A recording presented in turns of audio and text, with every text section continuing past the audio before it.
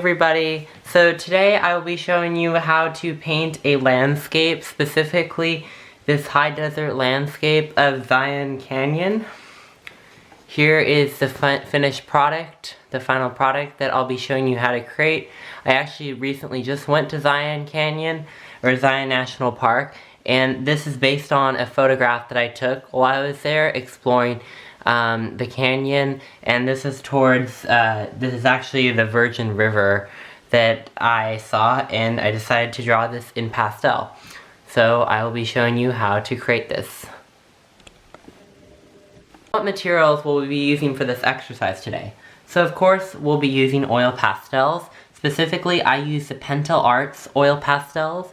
There are only 12 in here, and the reason why there are 12 is because I want to work with a limited palette so you guys could understand the importance of color theory, which is like blending and mixing colors together.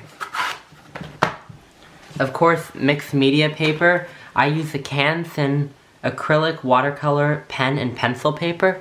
This paper is extremely high quality and it's excellent for creating works of art. It's 7 by 10 inches. An eraser for lightening up sketches and stuff. A box of tissue. The reason why I'm using tissue in this is for blending the pastel, because a lot of people that blend use their fingers, and using fingers could be problematic because you have oils on, everyone has oils on their fingers, and when you blend with your fingers you get some of the oil onto the page, and that kind of creates like almost like a muddy kind of look. So it's better to blend with something like a clean tissue or something than using your fingers. And some drafting tape to get some clean lines. So let's get to the drawing. So before we get to the drawing, you will of course need an HP pencil or any kind of pencil to do the contour outlines. The first thing I'm doing here is I'm starting to fill in the basic shapes and shadows of the rocks, as you can see here, and also some bits of the water. I actually started this drawing just a little bit ago, so it didn't start at the very beginning, but I would have normally started at the very beginning. But what I did before was just, I created some basic sketches, or I did a basic contour of the drawing, and now I'm going in with my shadows for the pastel. As you can see, I'm getting the rocks in right here. It's really important that you have an accurate sketch before you do any of this stuff, because if you don't have an accurate sketch, then no matter how well you layer your colors or blend or get the right values, if you have the wrong proportions, everything will like fall apart. I did do this freehand, but you can also do the grid method or direct transfer or monitor transfer. I usually, when I'm not doing freehand, I usually do direct transfer or the grid method. But in this case, I did freehand. As you can see right now, I am building up my layers from dark to light. I try to get the shadows in with my darkest darks first, then I go in lighter over the top, as you can see here. For initial layers, I try to keep them fairly light, because if I were to keep them really dark at the very beginning, it would be harder to correct a mistake had I made a mistake with the colors or something. That's why it's better to, I would say, almost be kind of light-handed at the very beginning, and then as you get more layers, you can apply more pressure with the pastel.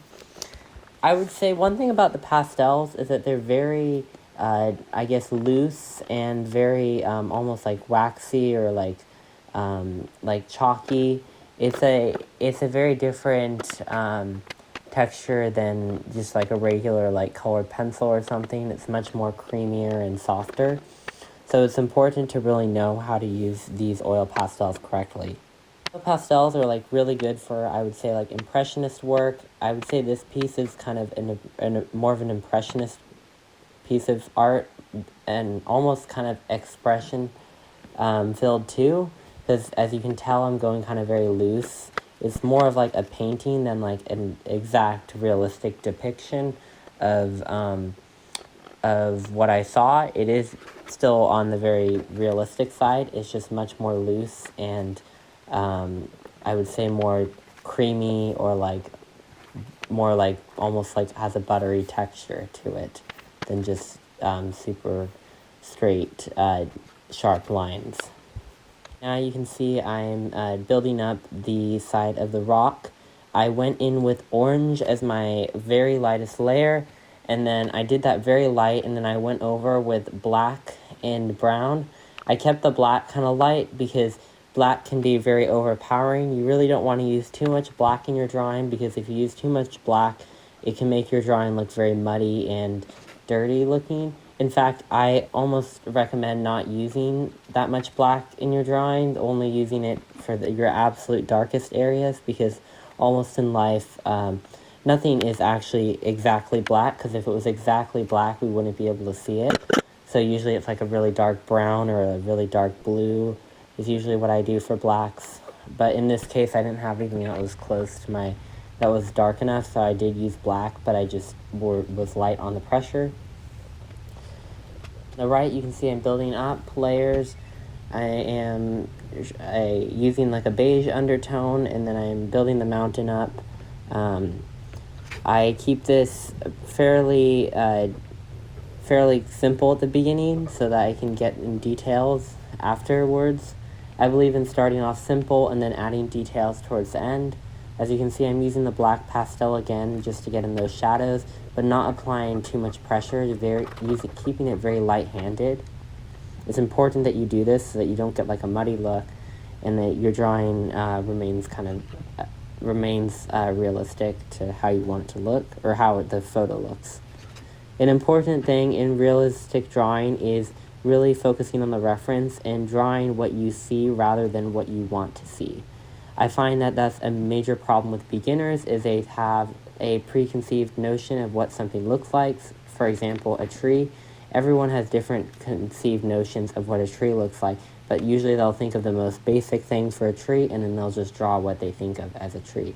But usually trees are much more sophisticated, and you really have to look at the reference really carefully to really get an accurate depiction. This is why I'm constantly looking at the reference throughout this whole piece. Whenever I'm not drawing, I'm looking at the reference. In fact, with realistic drawing, or realism, you should really be spending at least 50% of your time looking at the reference, because it's really important that you get an accurate reference, or that you get an accurate sketch, and the proportions are so important. Another important thing to get correct is the values. Values are so important, and for those of you that don't know what values are, it is one of the main pillars of realism. It's like the scale of how light or dark objects are in your drawing. So having the correct values is really important to making your drawing look realistic.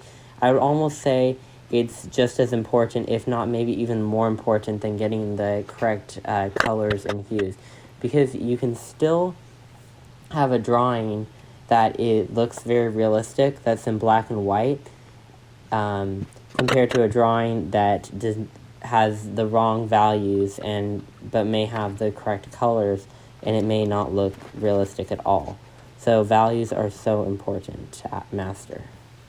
You see right now I'm just using the gray to kind of neutralize things. Usually when I neutralize things, I prefer to use blues, browns, and stuff instead of just straight gray from the set, but the gray was the closest thing I had, so I used little conservative amounts of gray, and then I use white to kind of blend over it. The important thing with white is that you don't want to use too much of it, because if you use too much white, it'll almost kind of make your drawing look more dull and kind of give it a whitewashed look. But I use it for the very lightest parts. As you can see, I'm using a tissue. Tissue is very important to keep the oils from the paper, and I'm going over with this tree, as you can see, with a black color. I'm using black because that's the tree branches are very dark and they're in the shadows, as you can see right here.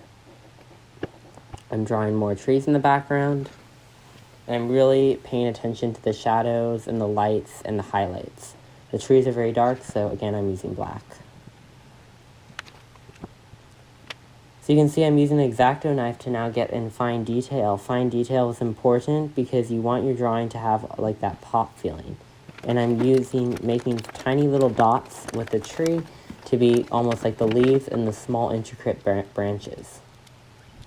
Right here, I'm also drawing another tree, and I'm looking very carefully at the reference and being very intentional about where I put these little dots. This drawing is almost complete, but we're just doing the final touches. It's important that you really take your time and are really intentional. I like to call this the icing of the cake for all these little tiny details. Adding more details in. This was truly a beautiful hike that I went on in Zion. I really enjoyed it, and I thought I had to make a piece of art based on it. So here we go. Just doing some final touches. Adding some, I think that's like burnt sienna over it, or like a reddish brown color. And we're almost finished. Just kind of, you know, adding some final touches. Also, I had blue over it to kind of neutralize it instead of just gray. It's more, it makes it more rich and vibrant. I'm just doing some final touches and blending it out, just adding tiny details, and we're pretty much done.